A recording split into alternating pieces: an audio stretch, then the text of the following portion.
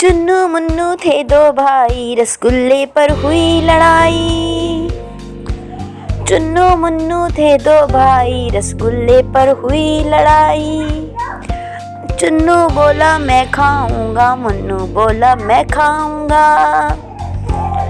झगड़ा सुनकर मम्मी आई, दोनों को फिर डांट लगाई।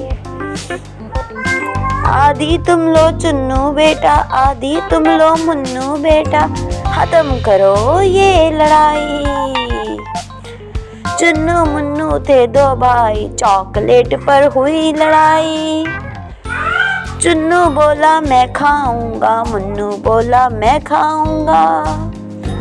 झगड़ा सुनकर दीदी आई, दोनों को फिर डांट लगाई।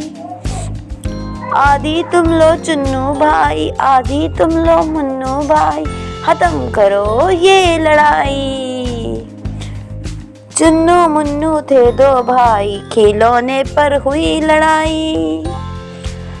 चुन्नू बोला मैं खेलूंगा, मुन्नू बोला मैं खेलूंगा। झगड़ा सुनकर दादी आई, दोनों को ये बात समझाई। मिलकर खेलो चुन्नू बेटा, मिलकर खेलो मुन्नू बेटा, सीख दादी ने सिखाई।